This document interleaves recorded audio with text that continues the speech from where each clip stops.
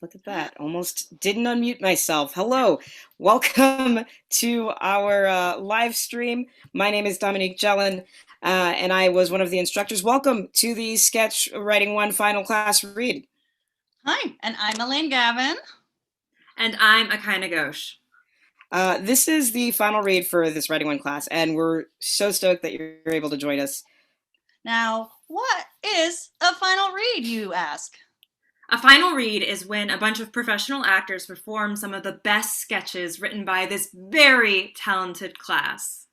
Now, these readings are going to include stage direction, so you can follow along with how the writer pictured the sketch that you're going to be hearing. Yeah, and we're going to start in just 1 minute, but before we wanted to introduce this incredibly talented, hardworking, really hilarious group of writers that we had a chance to work with over the last 7 weeks to you. Marilyn Berg Cooper, Jessica Martinez, Andrew Schwartz, Oleg Trofimov, Ella Banerjee, Sharman George, Ashley J., Danny Willis, and Brennan McNulty. Thank you all so much. You're absolutely brilliant, and it was so enjoyable to get to be able to teach you and have you in the class.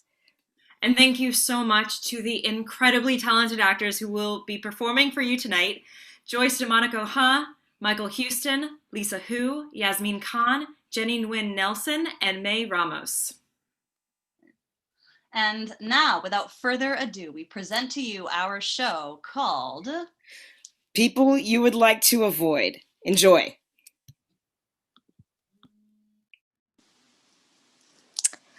The First Date by Danny Willis. Scene: Sam is sitting at a picnic table in a park wearing a mask as Ron arrives and sits at the opposite corner. Sam, I assume? Ron, the top half of your face looks just like your picture. Yeah, sorry, habit. This is also weird.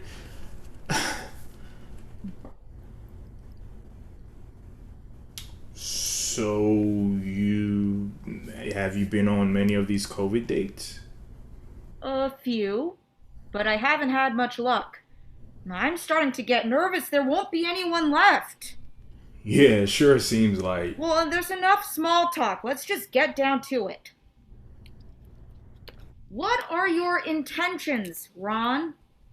What do you hope to get from this relationship? I'm not really trying to think too much Because about. I don't want to waste a lot of time if this isn't going to become a thing. I can't miss any more opportunities, Ron. Yeah, I mean, we just met, so. Yeah, so I have here a fairly standard 6-month contract, Ron. Exclusivity, of course. Basic social distancing, schedules, and mandatory availability. A waiver from emotional commitment. Oh, if things go well, we can renegotiate that part, of course. I'm sorry.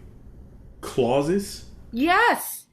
Acceptable risk thresholds, bubble size limits, the usual stuff.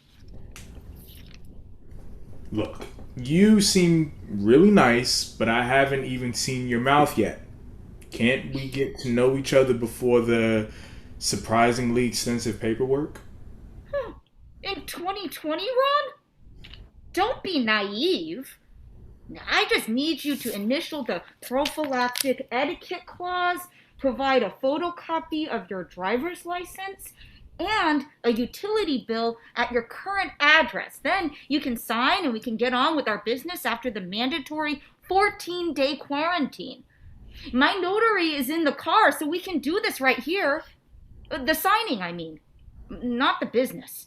Well, unless you're into that. Then we can come back in 14 days. Nope. Nope. I'm out. I'm very sorry for wasting your time. I hope you find a signatory soon. Poor guy. So naive.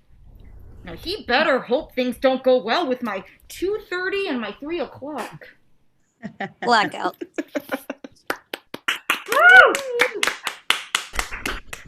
Bank Sketch by Andrew Schwartz.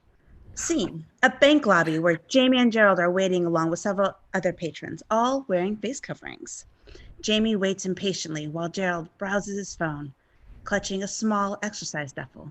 Jamie sighs, looks at his watch before looking past Gerald's shoulder for a moment before recognizing him. Hey, are you Gerald Summers? No way! Jamie Clyde? Go Seagulls! How's it been, buddy? I mean, it's been a tough year all around, right? I'm okay. You? I never thought I'd be wearing a mask in a bank. Aw, man. jeez. You're always so funny. Thanks. Hey, we should catch up sometime, but I gotta go. We'll meet up on Facebook. Gerald walks to the window and pulls a gun on the teller. Jamie watches in shock and horror. Put the money in my goddamn bag right now, you fuck! Oh, lordy. No tags, no buttons, and we all walk out of here alive. Gerald looks back at Jamie, who jumps in horror. Hey, weren't you the older Carol kid? Or weren't you with the older Carol kid back when we graduated? What? I mean, yes. Gerald fires 2 shots in the air. Guns real, cash better be too, you shit! Whatever happened with you two? We're engaged. What the fuck, man? You can dilly-dally all you want when you're dead. Where the hell is my money? Oh my god, congrats, dude. Small world. I married the younger one. Wonderful. Makes sense. Christine said they were estranged. Gerald fills the shuffle with mixed bills and starts to walk out past Jamie. Might not want to go to that one, but hey, I'll hit you up sometime this weekend. What? Oh, sure. Wait. Jamie stops cold, realizing what he's done as Gerald turns back. Huh? Oh, sorry. No, I'm not on Facebook anymore. Try Twitter. Just search my name. For sure, brother-in-law. Sirens blare. I should... Yep, you should go. Blackout. Yay.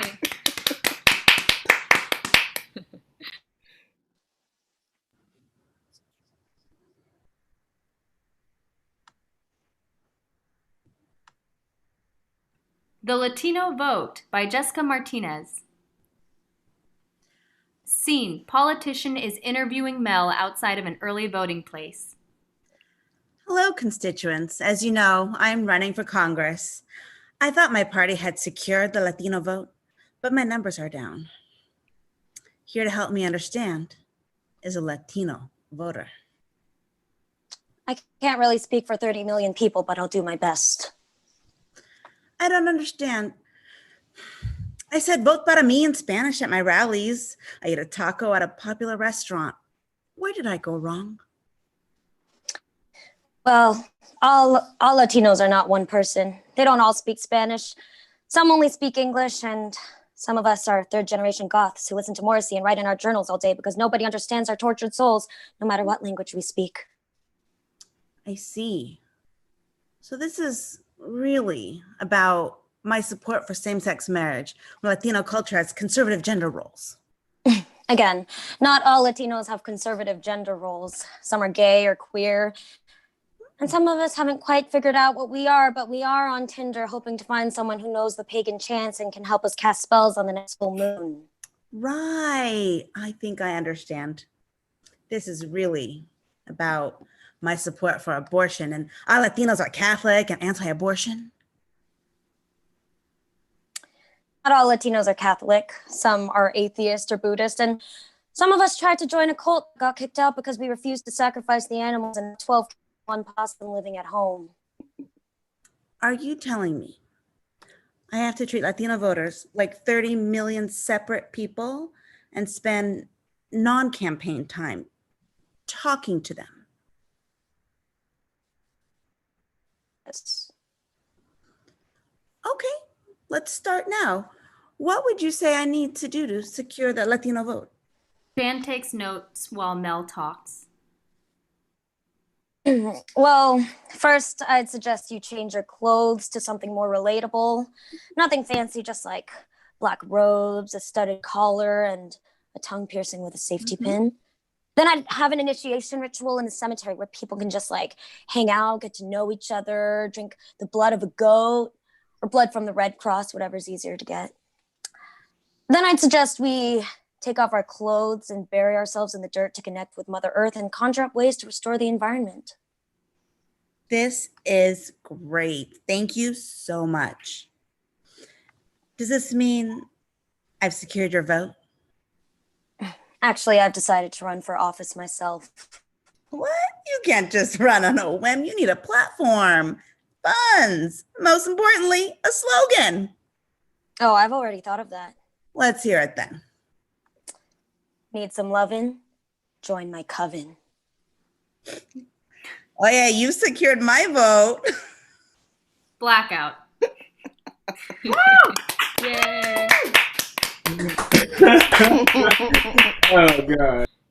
Wish, Scene 1 by Ella Banerjee. Scene. A genie encounters a new unexpected master. Genie stretches and stands in front of Kayla. At last! After a millennium, I, the genie, am freed from my lamp and ready to meet my new master. Genie bows to Kayla. Hi, I'm Kayla. I'm a 7th grader at Kennedy Middle, secretary of the Environmental Club, and a Red Cross certified babysitter. Kayla, what is your wish? I can grant you anything your heart desires. Anything you can imagine using the almighty forces of nature and magic, the cosmos, the... Oops. Huh? Genie is taken aback. That's it? Uh-huh. Blackout. Wish, Scene 2.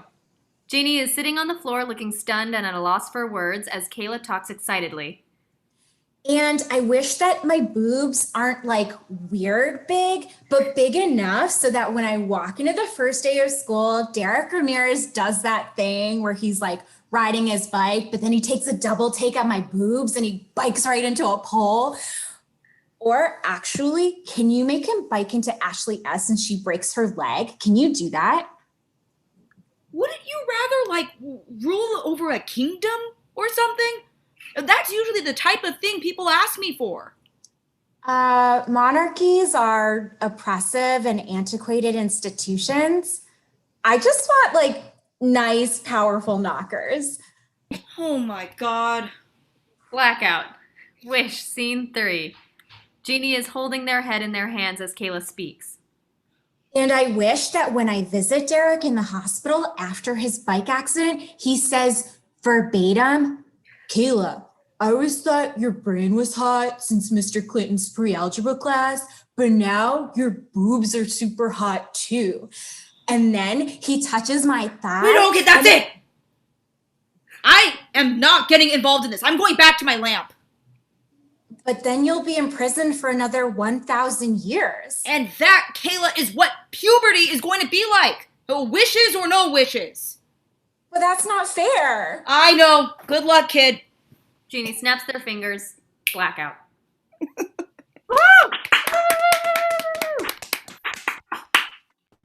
Can You Do Me a Favor by Oleg T. Scene. Taylor and Jordan are sitting watching TV. A sport game is playing. Hey, can you do me a favor and pass me that drink? Oh, that drink all the way across the room? The one near you? Jordan gets up to grab drink from the counter. For sure. Here you go. Can you do me a favor? Make me some nachos.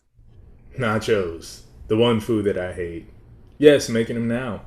While I'm doing that, can you do me a favor and copy over the homework for algebra? Favorite part of the day is doing that, if you ask me. Cannot wait to get caught by our math teacher on Monday pulling it out now. Can you pick up my calculator and all the rest of my things from Alex's house?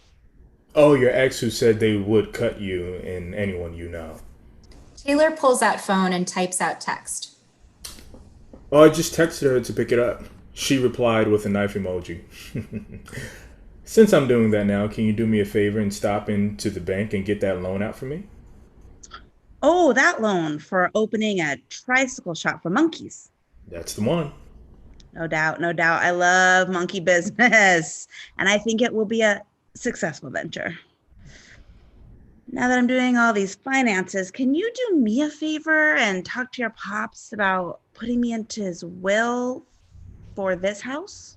Yeah. To my father, who I haven't spoken to in years. Yes, I will ask him to give you the house instead of my sister and her 5 kids. I will do that for you. Well, ain't that a delight? Since I am going to talk to my father, I'm going to need you to do me a favor and swap faces. Like in the hit 1997 movie Face Off? Just like that. Nothing would give me more satisfaction than giving you my face. Oh, yeah? Yeah. Well, then let's get going. Can you drive? Shit. Not again. I'm always driving.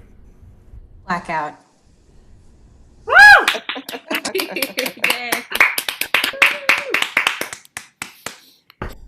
A Big-Ass Can of Pepper Spray by Brennan McNulty.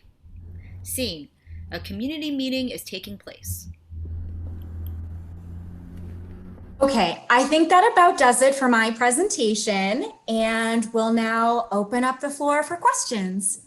Yeah, hello. My name is Sid Travers, and I want to know when the new lights would be installed along the bike path. My children use that path to get to their mother's house, and it's becoming dangerous.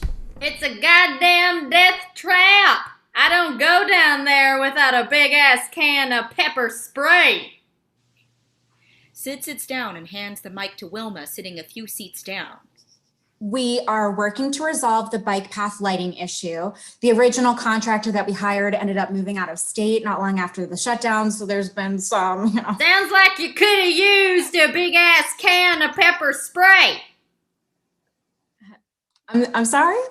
Sounds to me like y'all had a deal. Where I come from, we'd settle that with a good spraying. Then you'd see what's what. How many violations of the front walkway rules does one need to observe for that property's owner to be officially declared a man-stealing whore? Harriet stands up and fires back at Wilma. It's called a native plant garden, Wilma. It saves water. The bylaw simply states that the front walkway must be well cared for, something you know nothing about, judging from the state of your bangs. Your house looks like garbage, and so do you. You know what Both looks like began garbage? shouting at each I'll other tell you. Your until face looks like Sergio garbage. walks up in between them. Ladies, please. There is a simple way to solve this argument. First, you must shake hands.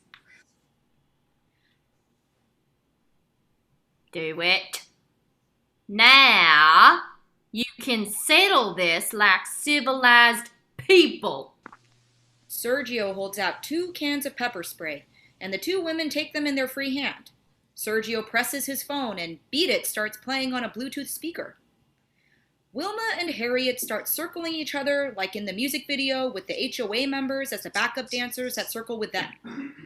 After a few feints with the cans as though they were knives, they both start spraying each other directly in the eyes. They both scream with pain while continuing to spray each other until ending in a crying heap on the floor. Okay, stop! What the hell are you doing? And who are you? Do you even live in this neighborhood? I don't need to live in this neighborhood to know what's best. I'm trying to show you folks that your problems can't be solved by simply shouting at each other and feuding through Facebook. Sometimes a person needs to take action. Sergio holds a can of pepper spray up over his head. Wilma and Harriet continue to cry on the floor and rub their eyes. Take the power back in your life, ladies and gentlemen. Protect your loved ones from a cold and indifferent world. Get yourself a big-ass can of pepper spray and become the person you were meant to be. Crowd cheers wildly as Nancy walks over to Sergio and pulls off his wig and fake mustache. The crowd gasps. Wait a minute. Mr. Johnson from the sporting goods store? Dave? Was all this an elaborate scheme to sell more pepper spray? 2 cans for the price of 1 while supplies last. Blackout. Jesus, Jenny. Discretionary Calories Therapy Group by Marilyn Berg Cooper. Scene, therapist's office, sitting in a circle. Ice cream is off to the side in a freezer. Welcome back, everybody, to our therapy group for discretionary calories. What a roller coaster ride for carby types these past few months, huh? What are your thoughts? Sugar, would you like to start? Wow, I can't believe how much sugar has spiked, especially the past week. It's been a sweet dream. Chocolate Donut said the same thing. Yeah, dozens of donuts flying off bakery shelves, especially chocolate. Woohoo! I've sure done my part. Chocolate donut. How about you, Salty Crunch Orange Ball? Same here. I worked up some numbers, and stats show salty, crunchy orange balls were especially popular with single guys in their 20s. How about you, Pretzel? Spretzels were no pouches. Oops, sorry. I twist my words. Pretzels were no slouches. Bag after salty bag. People like to hear things hear things pop. Hey, group, I hear Ice Cream calling in from the freezer over there. Yes, go ahead, Ice Cream. The side of the Hi, stage. gang! Yeah! Pint after pint of ice cream! Selling like cold cakes! Right into stressed American tummies! Orange Ball, you raising your hand? Yeah, more stats. For weeks, sales of discretionary calories have exceeded even those during a typical college finals week. And I bet even more donuts would have sold if things weren't shut down. We were round and ready to go. Good point, Chocolate Donut. And Potato Chip couldn't come today, but he said what we're all saying. You know, really a banner quarter. Anybody have thoughts for the coming weeks? Yes, Pretzel? Well, the coding is over, but the voting goes on. Voting is over, counting goes on. We discretionary calories will stick around for a while. Plus, here come the holidays. My ice cream buddies are sad. They won't be as important anymore. That's interesting, Ice Cream. Does anybody want to expand on that? Chocolate Donut? So, listen. My sprinkled donut friend thinks we'll be busy through January 20th at least. Maybe 4 more years. It's hard to tell. Yay! More sugar, carb up America. My grandpa Molasses says he's never seen anything like it. Just sugar, sugar, sugar, day after day. Stats, yo. My friends Kale and Arugula say that their numbers are down. But I told them once New Year's diets start, they would jump right back up again. So people go off their diets 2 weeks later. Silly people. So just enjoy the holidays, I told them.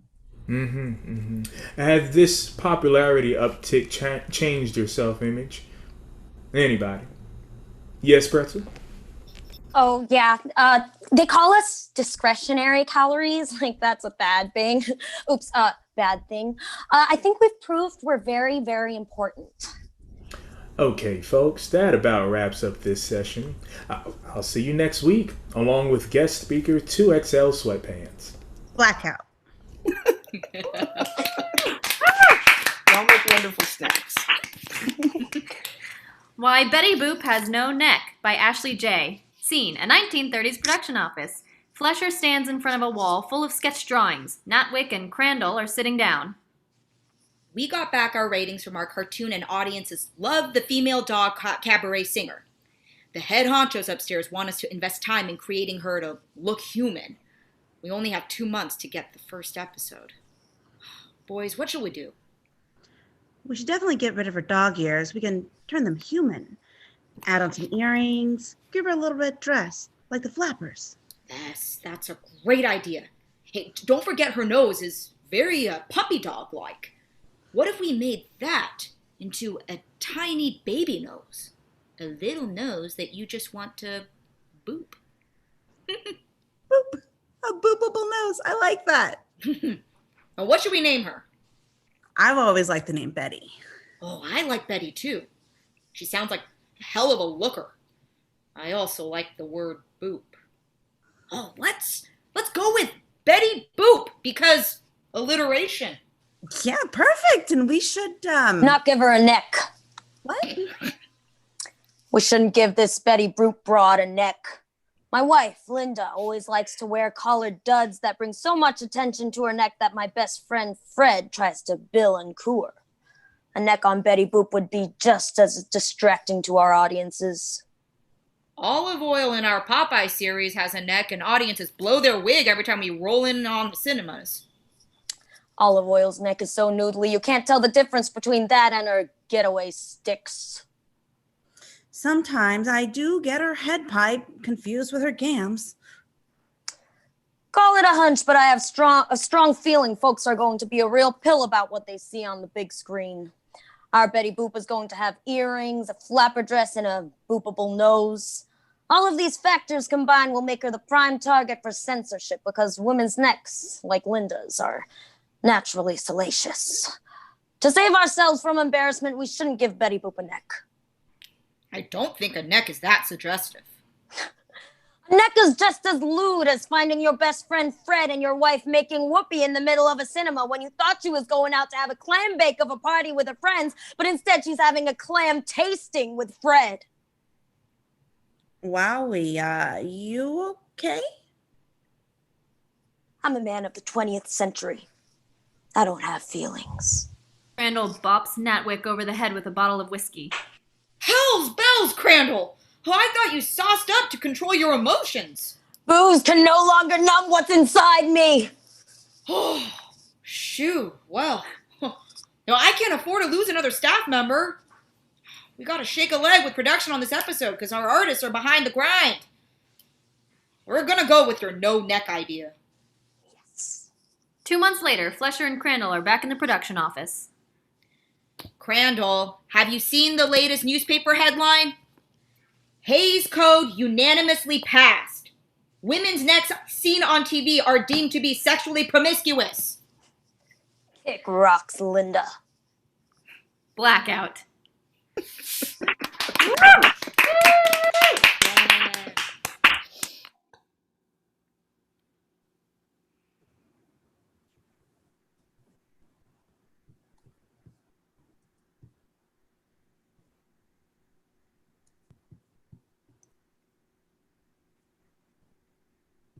Please hold.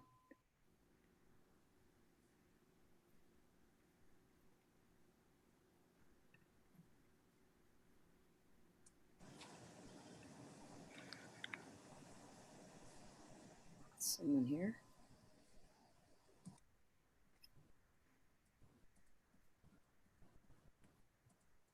All right, we are ready to go.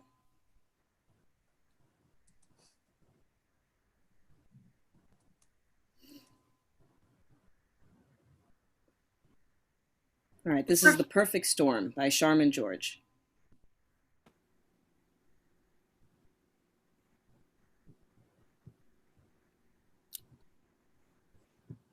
Here's your large Diet Coke, large Dr. Pepper, and large fries. Have a snappy, not too shabby day. You too. Hope yours gets less crappy. Norma hands Steve his Dr. Pepper and fries, then hands her Diet Coke in the car beverage holder and drives off. Thanks, Mom. Remember, the doctor said not to eat or drink anything until we get back because you drank so much of that heavy barium stuff for your x-rays. Right. Okay, according to the GPS, we should be back in 20 minutes. Those fries smell so good. Here, let me have a couple. Mom, I don't think that's a good idea. Oh, I know, honey. I'm just having a few. Now I'm thirsty after eating those salty fries. I'll just take a little sip of my Diet Coke because my mouth feels dry and it's so hot out. Mom! So, honey, how's your book report coming along? Okay. I finished most of my assignment on The Perfect Storm in the waiting room while you were getting your x-rays. I think I'll be done with it tonight. Great! You've been working so hard on your assignment. I'm proud of you. Suddenly, Norma's belly starts to rumble. Then it gurgles loudly. Ooh. Your stomach's making all kinds of weird noises. I can hear it from all the way over here. Oh, yes, excuse me. It certainly is, isn't it? We should be back at our Airbnb in a few minutes. Norma's stomach continues to gurgle and gets louder and louder. Oh, my stomach doesn't feel so good. Mom, I knew you shouldn't have had those fries and Diet Coke. The doctor said. But I only had a couple of sips and 3 or 4 fries at the most. You should have listened to the doctor. Oh, my stomach. Mom, what are you doing? Why are you moving around like that? You can't drive this way. You can't have an accident in the rental car. Honey, I'm going to teach you to drive right now. I'll just get in a bit of a reclining position and lean a little this way toward the door and put this leg over here to ease the pressure while you put your left foot on here on the gas. Oh, no, we need to pull the car over. Oh my God. Oh my God, oh my God. Oh my God, oh my God. Norma can't put nature's call on hold and all hell breaks loose. With the pressure from the tight synthetic fabric of her girdle, there's nowhere to go but out and through the tunnel of flesh up along her back, created by a constricting body shaper, resulting in a literal shitstorm, exploding up between her shoulder blades, along her neck, and along onto the car ceiling. The car looks like shit hit the fan. It's all over her hair, covering her car seat, and splattered all over her mortified son, Steve. Holy shit, Mom! Ah! Steve bolts from the car and onto the sidewalk, looking down at himself, aghast. Yeah, no shit. Get back in the car before someone sees you. Thank God this is a rental car. Let's head back to our Airbnb and jump in the pool to clean off. Norma looks down and notices that the bag of fries has somehow escaped unscathed, and half of them are still left. She reaches in and grabs a handful as her son looks on in horror. Mom, no! You're not allowed to have any more fries! No point in letting him go to waste now. Blackout.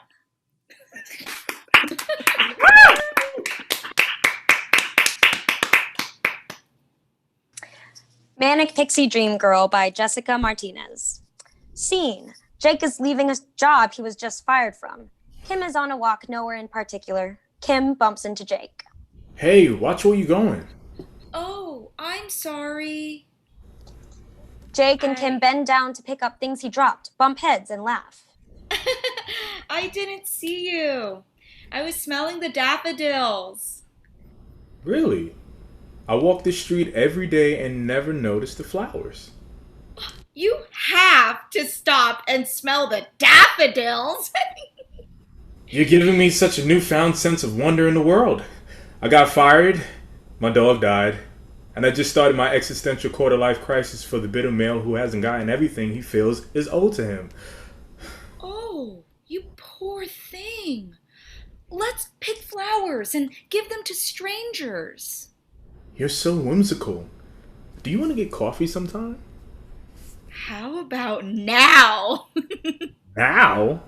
I never think about now. This is so much fun. Kim and Jake walk together. Kim bumps into Ty. Watch where you're going, Missy. Oh my, I didn't see you there. It's always when you least expect it. One minute you're braiding daffodils into your hair, and the next you bump into that special someone. What are you talking about? I'm late for bingo at Senior Center. Get out of my way. I don't have time for this. Oh my God. We're finishing each other's sentences. Whoa, wait a minute. I'm the one you bumped into. I'm the one down on his luck. I'm the one you're going to show that life is really magical if you only open your eyes to the hidden beauty in the world. Hey, let's replace the bingo cards at the Senior Center with lyrics from indie rock bands. Now, listen here, Missy. I don't like rock and I don't like bands. I have $10 to get back at Edna for winning last week's winnings, and you're in my way. Now move it. Bye. You'll always remember our magical time together. I don't understand. I thought you liked me. I do like you. Now, where are we going? Oh, yes. Coffee! Kim hops and skips and bumps into a fire hydrant. Oh, my. Oh, I didn't see you there. I was just using a daffodil to pick my nose, and I mean, just like that, I bump into my soulmate. Oh my! This is ridiculous. I'm not competing with a fire hydrant. Oh, he's a national hero. I'm a national hero. I've done so much for you. Walking with you a whole 5 steps, and now you leave me when something better comes along? I have to help him out with his depression. Cups her ear to the fire hydrant like she's listening to it whisper. He hasn't moved in 12 years. Because he's a fire hydrant. You were supposed to cure my depression. You said we were going to have whimsical adventures together, but now I know you're just a tease. I'm leaving. Walks across the stage and turns back. Bumps into a lamppost. God damn it! So you want to go out for coffee sometime? Blackout.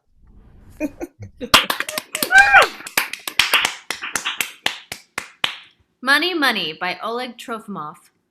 Scene 1. Frankie is sitting at a desk talking to an audience in a financial news studio. We're back with Money, Money with me, Frankie Double Money Bags. Today we're looking at one stock and one stock only. Yesla. It's trotting like a runaway train at early retirement. So do what Uncle Frankie always says. Take your money bags and just fill it right up to the top. You look at what it was 2 weeks ago. It was crying, boo-hoo. It was like a drenched cat in a puddle of dirty diapers. But now we are minty green. So just take your entire net worth and Frankie touches to your producer. It's going down. Small blip, just a small boop. These boops happen all the time. In the meantime, all you double baggers who've been listening to me for a while, just wanted to give you a special offer on my Patreon where we'll all see the hottest stock tips. Cell phone rings. Okay, baggers, we will see you in a second. Go to commercial. It doesn't go to commercial. Everything okay, Pa? You sold Ma's ring? And the house? Yesla? Oh, Jesus, are you watching the show? Yes, I said it was minty, but move in with us. I don't. Hold on, I gotta do this show. Okay, let's go back. We are back. Oh, how could I? What? For fuck's sake, why would you? I told everyone to go all in on Lehman Brothers in 2007. Oh, you did that too? Cell phone rings. Shit, I gotta take this call. Go to fucking commercial. It doesn't go to commercial. Adrian. Yes. No, you're my money manager. I said, you did what? What I said on the show. You're watching the show. Are you out of your fucking mind? You put all my money in Yesla? It's falling off a cliff. What do you mean we're in a puddle of dirty diapers? Hello? Adrian? Blackout.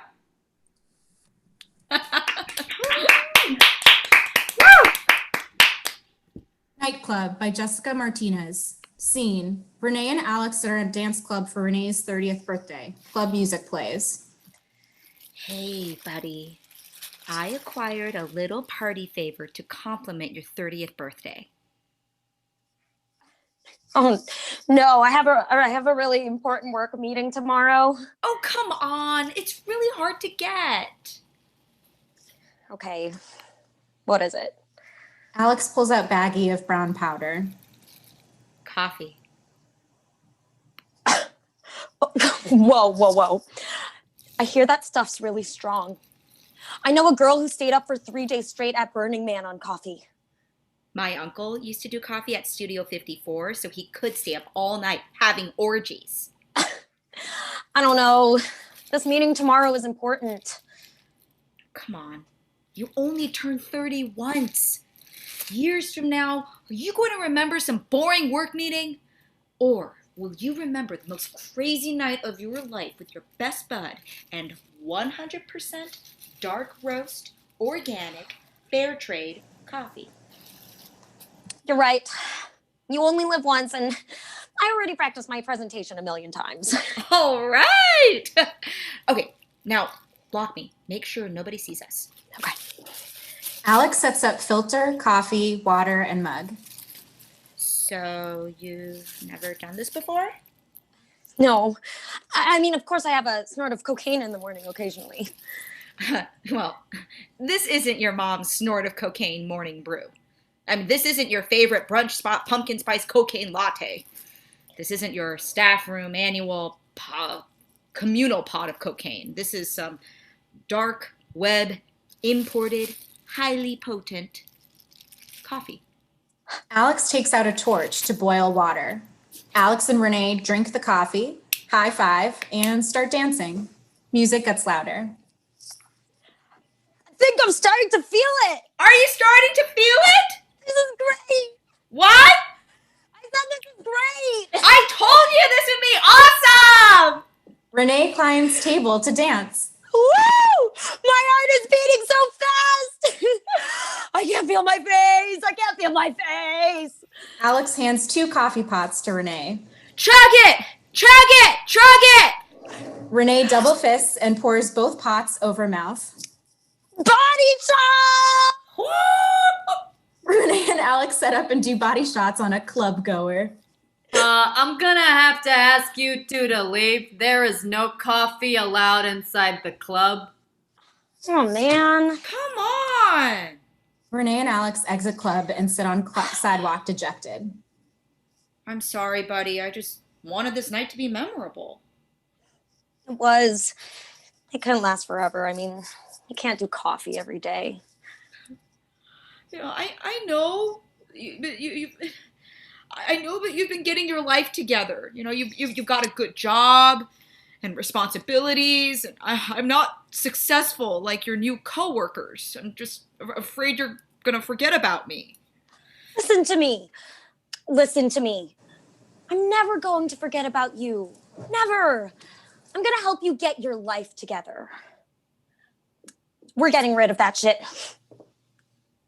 Here, now, do cocaine so you can focus. Blackout.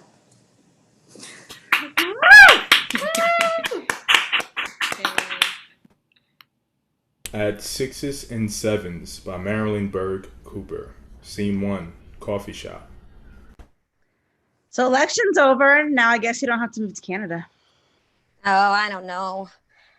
Biden won, but it's still a Trump world out there. They're not so bad. Canada has its problems too. Yeah, either Putin or Poutine there. Blackout. At Sixes and Sevens Part 2. You spending Thanksgiving? You spending Thanksgiving with your parents? I don't think so.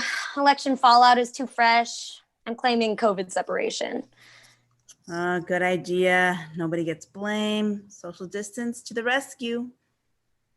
My mom does make a mean sweet potato casserole, though. Oh my God, the kind with the little marshmallows? Yeah. How about if I make one for you? I'm not that bad. Really? Oh, that would be awesome. Cheers. This, Spud's for you. Blackout.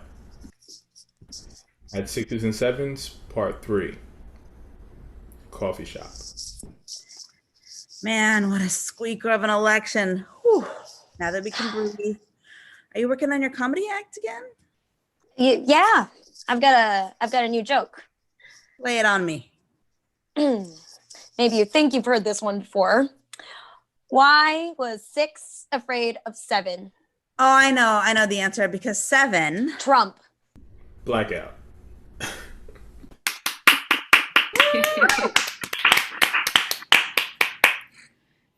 The Fridge by Danny Willis.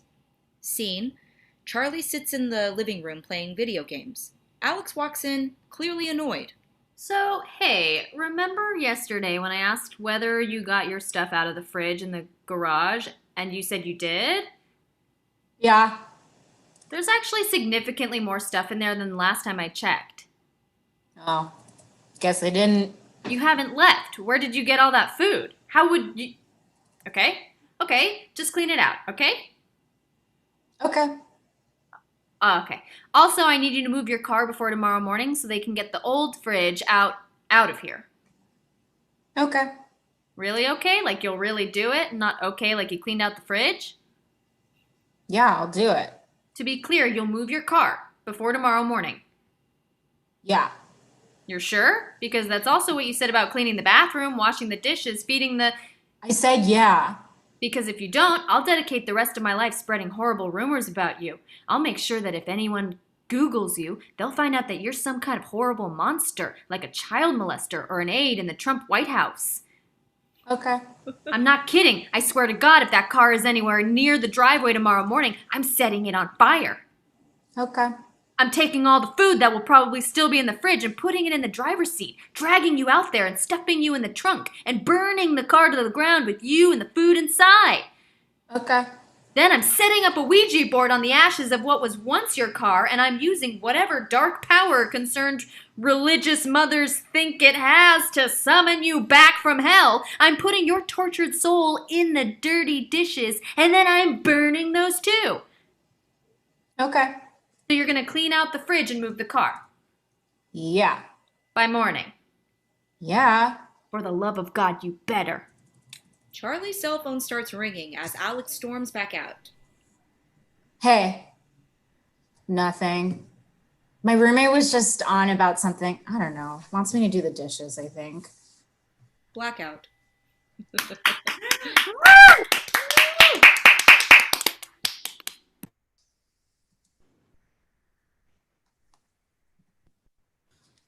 Ralph Wolf by Andrew Schwartz. Scene, a dimly lit back alley of a suburban street complete with a fence, trash cans, a full moon hanging in the sky. Ralph staggers into the alley, swaying and groaning while staring up at the moon. Oh no. I don't think I'm gonna make it home. Gary appears before a half-transformed Ralph just before Ralph howls at the moon. Seriously, this again? What, are you trying to wake the whole neighborhood up, man? Come on, I thought you had some neighborly respect. I'm sorry. I prowl out of town next month, but you know I gotta do this. Like now. Ralph winds up again to howl. Well, why is it always my house, man? Your place is last in the alley before the woods, so So you decide to go berserk right next to where my children and dogs sleep? Look, I'm sorry, but I'm gonna wolf wherever I am, so I'll try to take this to the woods. Seriously, man, Jesse is gonna come out here with the silverware if you wake up the neighborhood again. I thought you were doing this at your parents' place up in the hills. It's like an hour and a half drive out there, and I gotta be back in the morning for a meeting. The moon cycles don't always line up on the weekends. So that's our problem. You're just gonna rampage around our neighborhood and probably drag a deer carcass in front of my property because you don't want to get up an extra hour and fight traffic like the rest of us. You know, it doesn't work like that. I come from my fugue state coated in my own spit in the blood of the innocent whenever the sunrise occurs. No alarm clock required. Ralph tears open their shirts, staring back at the moon. Well, isn't that handy? Maybe you can use that internal clock of yours to schedule some damn PTO next time. Look, I'm sorry if I cause a little bit too much noise, but I don't think I have to take this from you. I'm just gonna do what I do, and if you want to write to the HOA, you can. Ralph, do not do this on my property. You know, I got kids back here and they'll be up all night. Hey, quit it, Ralph. Ralph?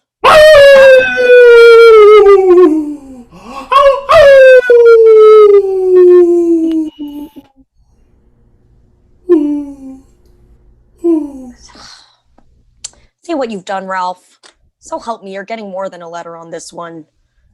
An old boot flies from the window of another house, smacking Ralph upside the head. Blackout. Yay.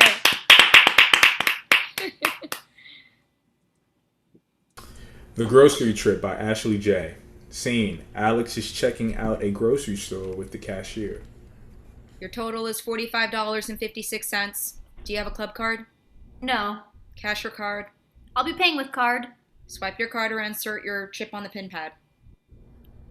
Alex inserts card and types in pin on the pin pad. Would you like to donate $1 to charity? No thanks. Thank you. Have a great day. As Alex leaves the grocery store, their cell phone rings. Hello? Hey, babe, you sold at the grocery store? Yeah, why? Sorry, babe, I completely forgot to put almonds on the grocery list. You know, my mother loves her almonds. Can you go back and get some? Sure, yeah, I can. Wait, your mom is in town? Yeah, she is. I'm so sorry. I forgot to tell you. Can you buy the almonds by the brand called Baby Nut? She likes those. Thanks, babe. Alex hangs up the phone. Alex heads back into the grocery store, picks up a bag of almonds, and stands in line for one of the checkout lanes. Did you find everything all right? Yeah, just forgot to pick up some almonds. It's not for me, it's for my mother-in-law. I'm just trying to be a good spouse. Your total is $12.45. Do you have a club card? No. Cash or card? Card. Swipe your card or insert your chip on the pin pad. Would you like to donate $1 to charity? No thanks. Alex's cell phone rings. Hey babe, what's up? Hey, sorry again, babe. My mother says she needs 1% milk for her cookies. Our 2% milk is too fattening. Can you make sure to pick up the milk by Moo Moo Cow? Are you sure you can't just cross out the 2% on the milk and write 1%? I don't want to look like a jerk again for not donating $1 to charity. Thanks, love you. Bye. Alex runs around the store, picks up a gallon of 1% milk, and stands in line for checkout. Find everything all right? Are you the only one that works here? Do you have a club card? Seriously? Cash or card? We've been through this. Swipe your I'm card or insert doing your it. chip on I'm the pin doing pad. it. Would you like to donate $1 to charity? Yes! Blackout.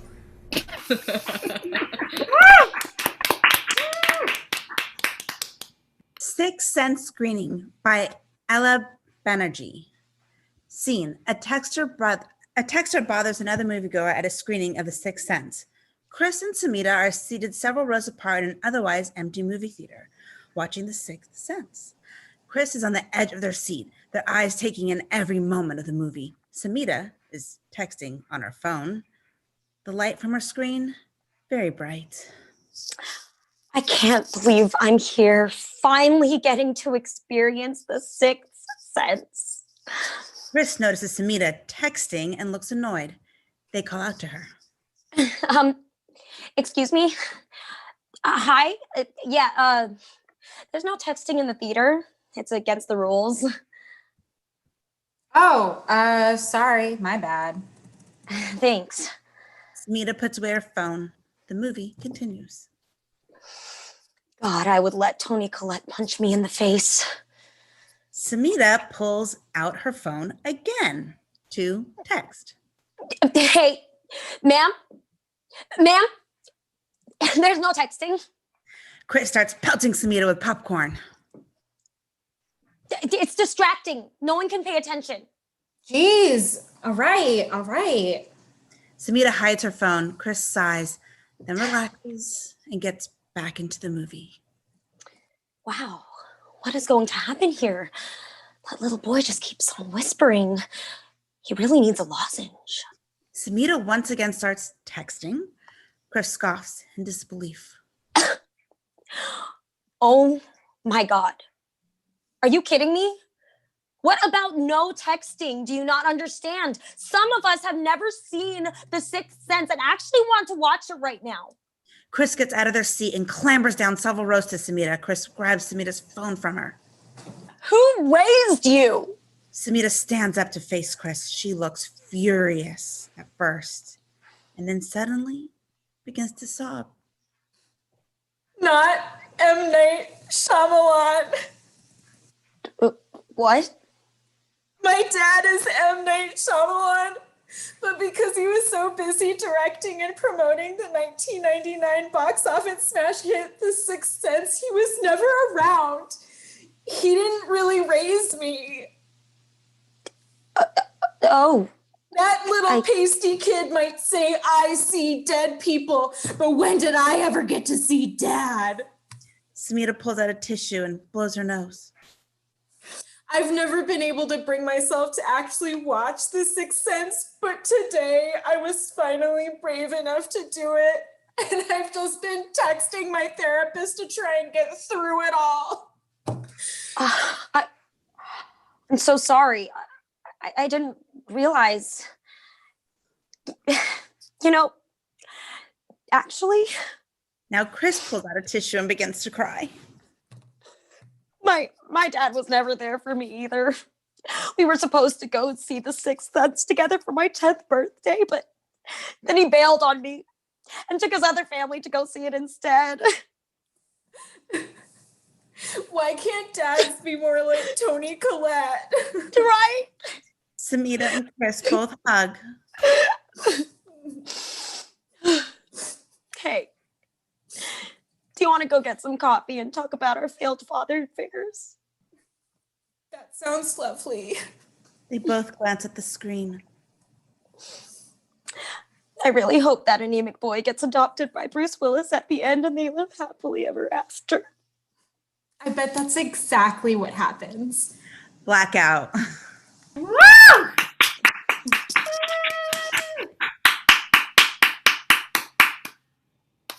Delightful. Here we go. Oh man, thank you all so much. Yeah. Oh my god, hats off to our actors. Yes. That was our show. Congratulations to all the outgoing students. Thank you so much for your hard work in this class, and thank you so much to the actors who'd never before, like midnight last night, seen this script before, and you did an amazing job. So thank you so much to Jenny, Michael, Lisa, Yasmin, May, and Joyce. And if you've watched tonight's read and you maybe want to do it, or you have a friend who might want to join the comedy club, do it. Join us, be a part of it. This was our last writing one class of the year, but there'll be a new batch starting real soon. Yes. So you can go to killingmylobster.com. That's where signups begin. And last but definitely not least, tonight's suggested donation is $5. You can see the link in the description. And your gift helps us pay the actors that you saw tonight, who are absolutely brilliant. It helps keep the classes going. And we want to thank you all so much. This has been so delightful. Again, congratulations to the writers for being brilliant and for supporting one another and for just delivering these wonderful sketches, and to our actors for bringing them to life. And thank you very much to Akaina, our TA, who kicked ass this entire class. And have a wonderful night. Keep laughing into the void.